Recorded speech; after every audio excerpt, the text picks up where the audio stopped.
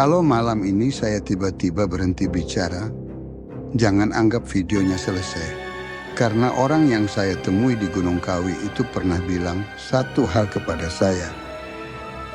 Hendro, kamu boleh mengambil semua yang saya berikan. Tapi jangan pernah mencari tahu siapa yang sebenarnya membayarnya. Saya baru sadar maksud kalimat itu setelah ibu saya meninggal. Dan yang paling membuat saya tidak bisa tidur sampai sekarang, orang tua itu ternyata bukan orang asing. Dia punya darah yang sama dengan saya.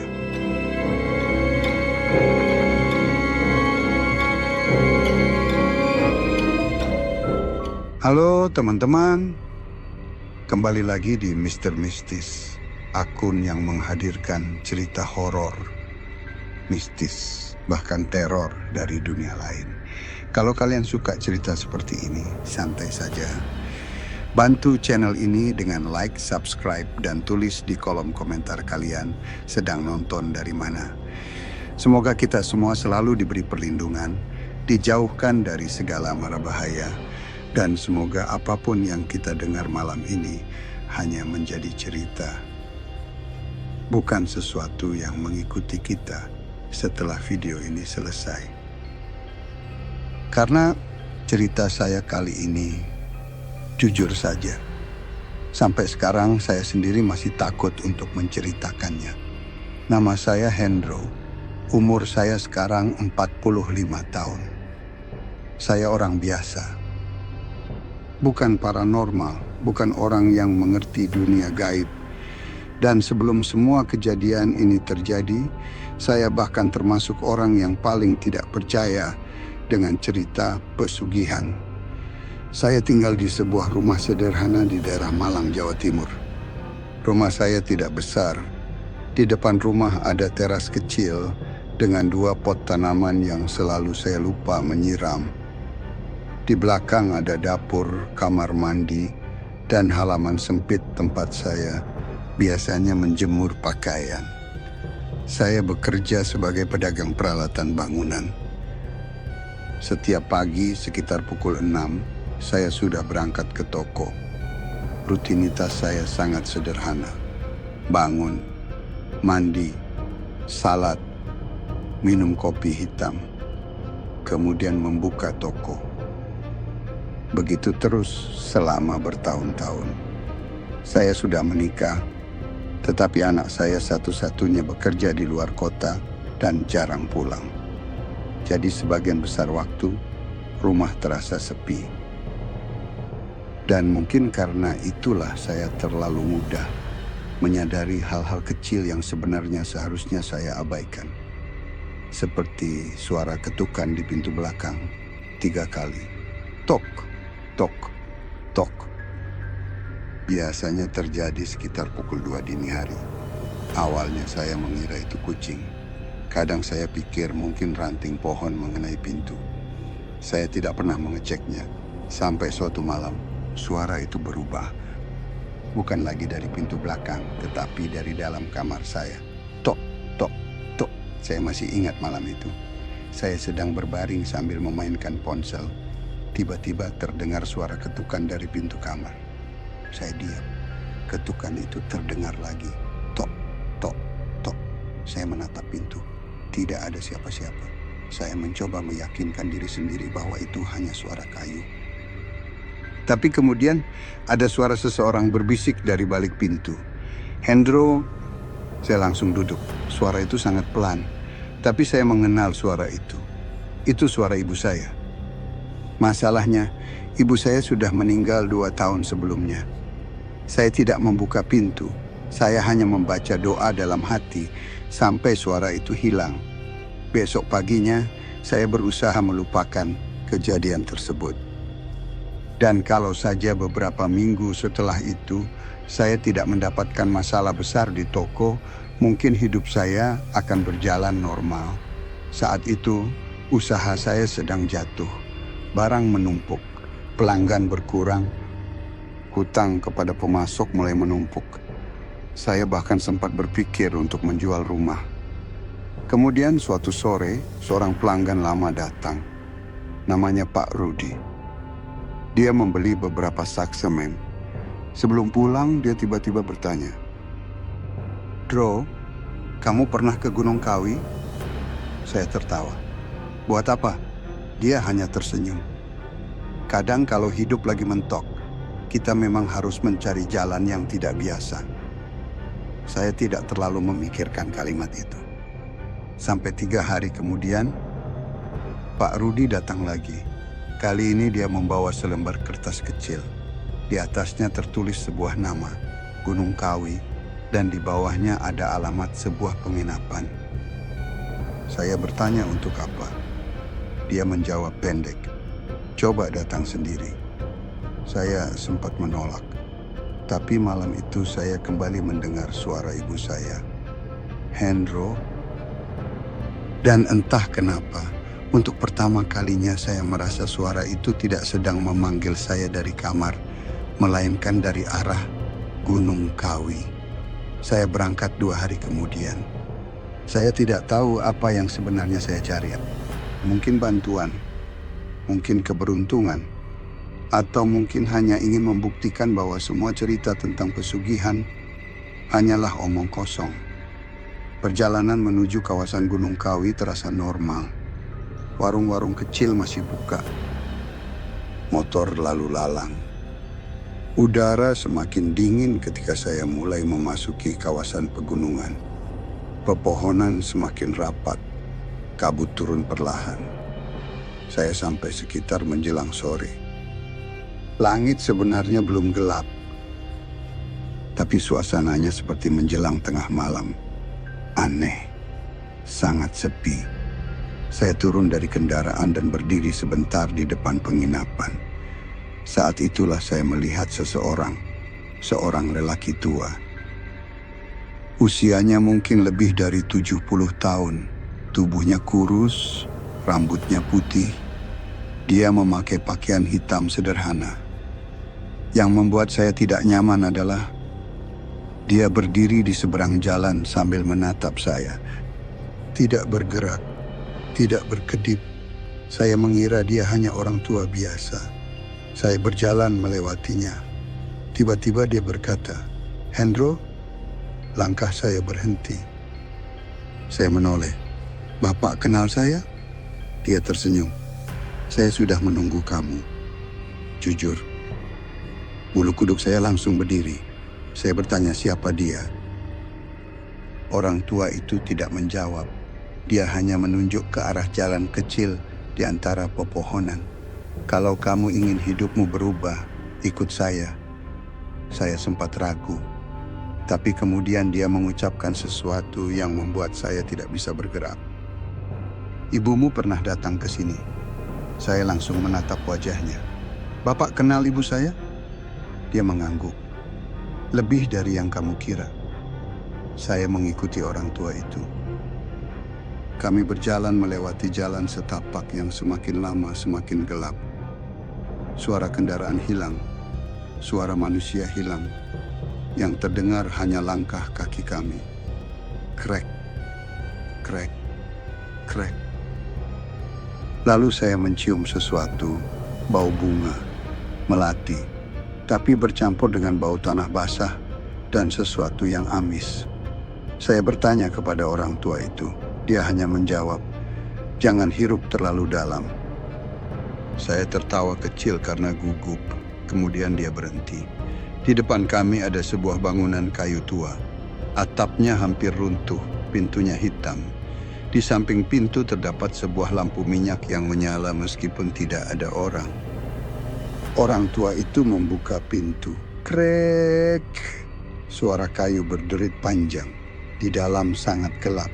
Saya melihat beberapa benda tua, kain hitam, mangkok tanah liat, bunga kering, dan sebuah foto lama.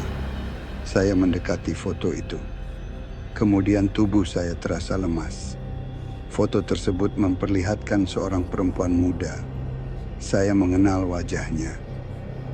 Itu ibu saya. Tapi ada sesuatu yang tidak masuk akal. Di sebelah ibu saya berdiri orang tua yang membawa saya ke tempat itu. Padahal foto tersebut terlihat seperti diambil lebih dari 40 tahun lalu. Wajah orang tua itu sama persis, tidak lebih muda, tidak lebih tua. Sama. Saya mundur. Siapa sebenarnya Bapak?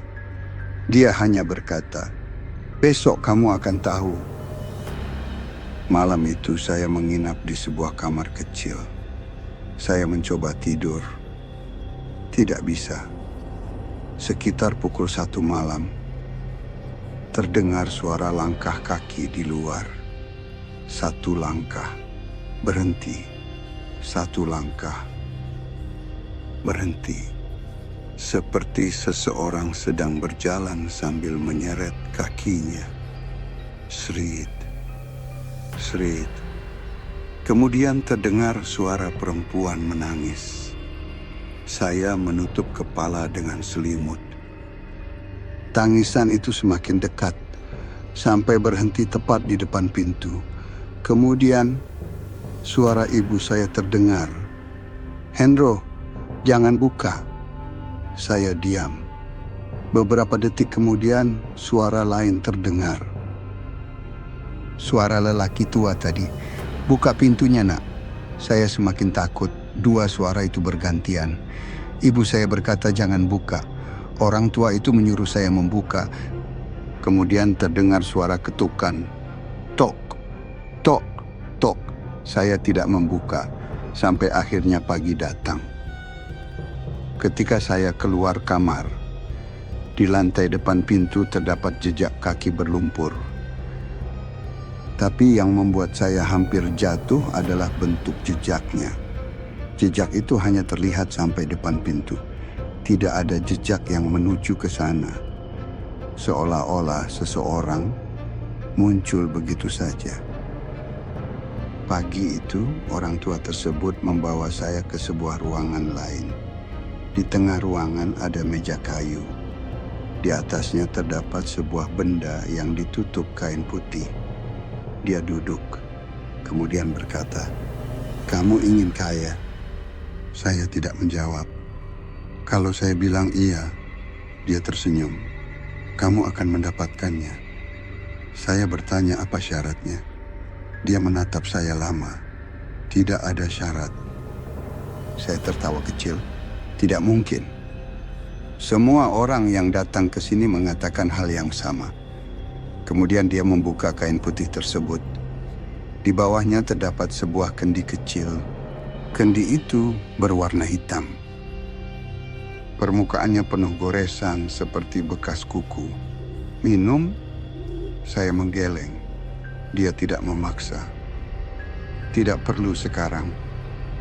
Lalu dia memberikan sebuah kantong kecil berisi tanah. "Bawa pulang." Saya bertanya untuk apa. "Letakkan di bawah tempat tidurmu. Setelah itu, besok hidupmu mulai berubah." Saya pulang hari itu. Saya masih tidak yakin. Tapi saya mengikuti instruksinya. Kantong tanah itu saya letakkan di bawah tempat tidur. Malam pertama tidak terjadi apa-apa. Hari kedua, seorang pelanggan besar datang. Dia membeli barang dalam jumlah sangat banyak. Hari ketiga, toko saya mendapat pesanan proyek. Hari kelima, ada orang menawarkan kerjasama. Dalam 2 minggu, uang mulai masuk. Dalam 3 bulan, hutang saya lunas. Dalam 6 bulan, saya membeli mobil. Dalam 1 tahun, saya memiliki 2 toko. Semua berjalan terlalu cepat. Awalnya saya senang, saya merasa hidup akhirnya berpihak kepada saya. Saya bahkan mulai membeli rumah baru. Tapi kemudian hal-hal aneh mulai terjadi. Setiap kali saya menghitung uang malam hari, saya mencium bau melati. Kadang ada suara perempuan tertawa dari kamar kosong. Suatu malam, saya sedang duduk di ruang tamu ketika melihat bayangan seseorang berjalan melewati lorong. Saya mengira istri saya. Saya memanggil. Tidak ada jawaban. Saya mengejar lorong kosong. Tetapi di ujung lorong ada bekas tanah basah. Dan dari kamar kosong, terdengar suara orang menangis. Saya membuka pintu. Tidak ada siapa-siapa. Hanya ada sebuah foto lama di lantai. Foto ibu saya. Saya langsung menghubungi orang tua dari Gunung Kawi. Nomornya ternyata masih aktif. Saya menelepon. Dia menjawab hanya dengan satu kalimat. Jangan pernah membawa pulang foto itu. Saya bertanya kenapa. Dia berkata, karena kalau kamu sudah melihat wajahnya, dia akan tahu kamu sudah mulai mengingat. Mengingat apa? Dia diam. Kemudian telepon terputus. Malam itu saya tidak tidur. Sekitar pukul 3 pagi, pintu rumah saya terbuka sendiri. Pelan. Krek. Saya melihat seorang perempuan berdiri di depan pintu. Rambutnya panjang. Wajahnya pucat. Pakaiannya putih. Saya tidak bisa melihat wajahnya dengan jelas. Dia hanya berdiri. Lalu berkata, "Anakku." Saya membeku. Perempuan itu mengangkat tangan, menunjuk ke arah saya. "Kamu sudah mengambil milik kami." Saya berteriak. Lampu mati. Ketika menyala kembali, perempuan itu sudah hilang. Tapi di lantai terdapat tulisan menggunakan tanah basah. "Pulangkan." Saya mulai mencari tahu. Saya membuka dokumen lama milik ibu. Ada satu buku catatan yang selama ini saya tidak pernah baca. Di dalamnya terdapat nama Gunung Kawi, tanggal, dan beberapa catatan tentang seorang anak. Nama anak itu Hendro. Saya membaca halaman demi halaman. Tangan saya gemetar. Ternyata ketika saya masih kecil, ibu pernah membawa saya ke Gunung Kawi. Saya tidak ingat. Tetapi ada satu kalimat yang membuat kepala saya seperti dihantam. Hendro tidak boleh tahu bahwa ayahnya masih hidup. Ayah saya? Selama ini saya diberitahu bahwa ayah meninggal ketika saya kecil. Saya menelepon orang tua itu lagi. Kali ini dia menjawab. Saya langsung bertanya, "Siapa ayah saya?" Dia hanya berkata, "Datang ke sini." Saya pergi malam itu juga. Dan saat tiba, dia sudah menunggu. Saya bertanya dengan suara keras, "Bapak siapa sebenarnya?" Dia menatap saya, kemudian perlahan membuka pecinya. Di belakang telinganya terdapat tanda lahir berbentuk seperti bulan sabit. Saya pernah melihat tanda itu di foto lama ayah saya. Saya mundur. "Bapak," dia mengangguk. "Saya ayahmu." Dunia saya seperti berhenti. Tidak mungkin. Seharusnya kamu tidak pernah datang ke sini lagi. Saya menangis. Kenapa selama ini saya diberitahu Bapak meninggal? Dia menjawab, "Karena ibumu ingin menyelamatkanmu." "Dari apa?" Dia menunjuk ke arah bangunan di belakang kami. "Dari perjanjian yang saya buat." Saya tidak tahu harus percaya atau tidak. Tapi malam itu ayah saya membawa saya masuk lebih jauh ke dalam hutan. Kabut sangat tebal. Lampu senter saya hanya mampu menerangi beberapa meter. Di antara pepohonan saya mendengar suara orang banyak. Padahal saya tidak melihat siapapun. Kami sampai di sebuah bangunan batu tua. Pintunya terbuka. Di dalam ada beberapa orang berpakaian hitam. Mereka duduk melingkar. Di tengah ruangan terdapat sebuah lubang tanah. Api kecil menyala di sekelilingnya. Bau dupa sangat kuat. Ayah saya berkata, "Ini tempat perjanjian." Saya bertanya, "Perjanjian apa?" Dia menjawab, "Perjanjian untuk kekayaan." Saya menatap lubang itu. "Dengan siapa?" Tidak ada yang menjawab. Tiba-tiba dari dalam lubang terdengar suara perempuan. "Hendro." Saya mundur. Suara itu suara ibu saya. Ayah saya berkata, "Jangan jawab." Saya bertanya kenapa. karena dia akan mengenal darahmu." Kemudian salah satu orang berpakaian hitam membuka kain yang menutupi sebuah benda. Saya melihat foto keluarga.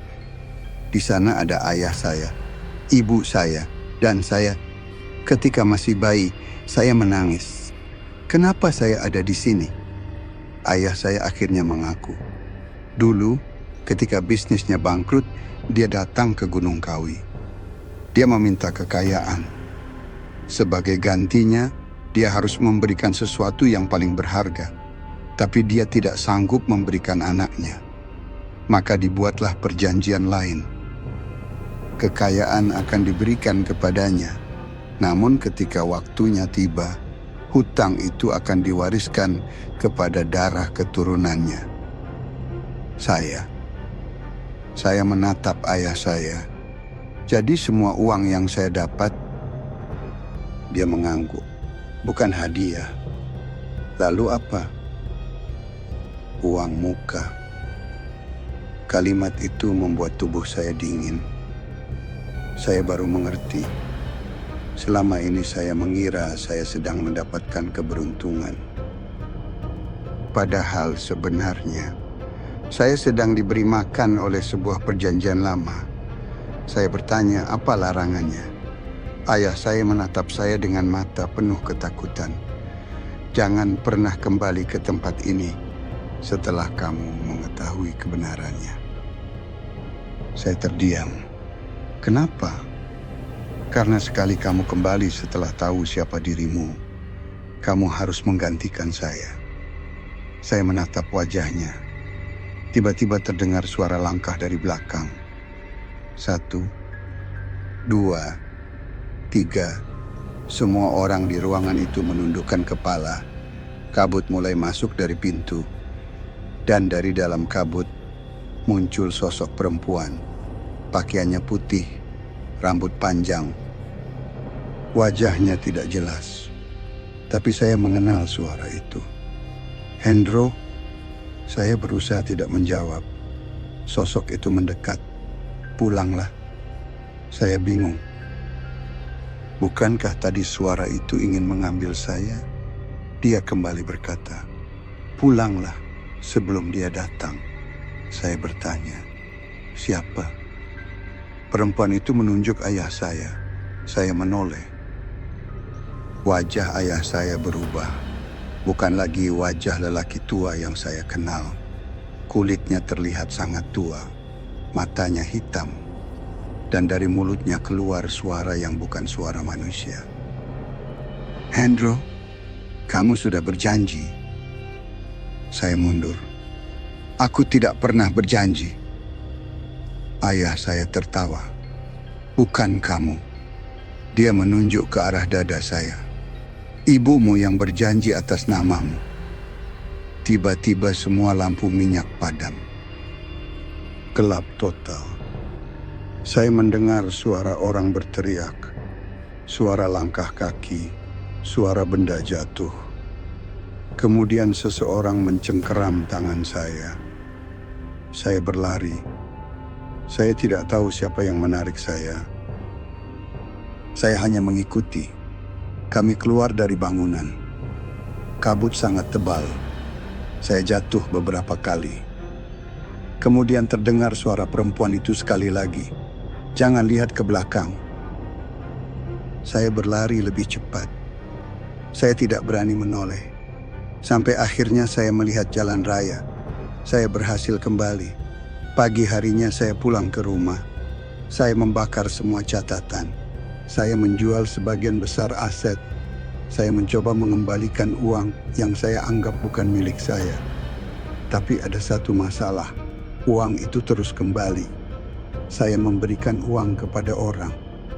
Besoknya jumlah uang di rekening saya bertambah. Saya menutup rekening, muncul rekening baru. Saya berhenti berdagang. Tetap ada pelanggan datang membawa uang, seolah-olah kekayaan itu tidak lagi berada di tangan saya. Tetapi sudah memilih saya. Dan sejak malam itu, saya tidak pernah tidur nyenyak.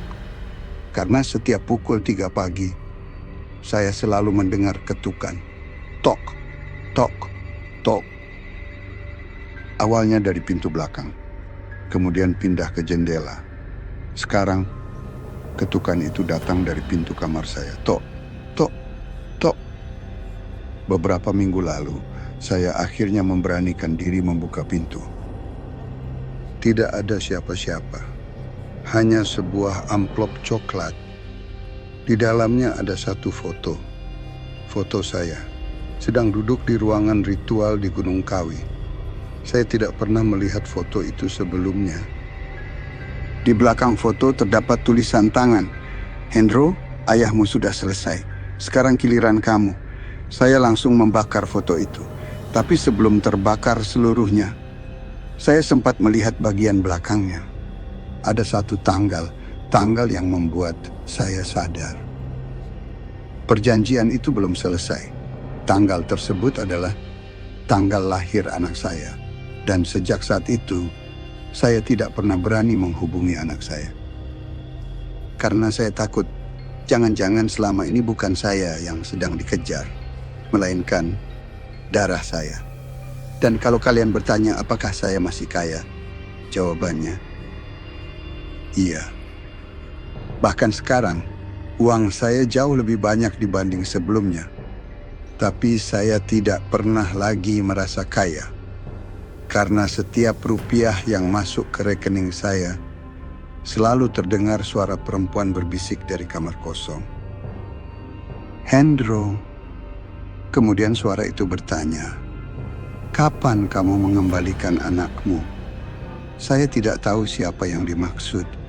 Saya tidak tahu apa yang sebenarnya akan terjadi. Dan sampai hari ini, saya belum kembali ke Gunung Kawi. Tapi tadi siang, saya menemukan sesuatu di depan rumah. Sebuah kantong tanah hitam. Persis seperti yang diberikan orang tua itu bertahun-tahun lalu. Di atasnya ada secarik kertas. Tulisan tangannya sama. "Jangan bawa siapa-siapa. Datang sendiri." Saya tidak tahu apakah saya akan pergi. Mungkin saya tidak akan pernah pergi. Tapi ada satu hal yang membuat saya semakin takut. Tadi sebelum saya duduk di depan kamera ini, saya mendengar suara ketukan dari pintu belakang. Tok, tok, tok. 3 kali. Kemudian suara seorang anak kecil berkata, "Ayah." Dan sejak tadi, sebenarnya saya tidak sendirian di ruangan ini. Kalau kalian melihat ke belakang saya, dan kalian merasa seperti ada sesuatu yang berdiri di sana, jangan khawatir. Saya juga merasakannya. Tapi saya tidak akan menoleh. Karena saya masih ingat pesan perempuan itu. Jangan lihat ke belakang. Dan kalau setelah video ini selesai, kalian mendengar suara ketukan di rumah kalian, 3 kali, jangan langsung membuka pintu. Karena mungkin yang mengetuk bukan orang yang ingin masuk. Bisa jadi dia hanya ingin memastikan kalian masih ada di dalam.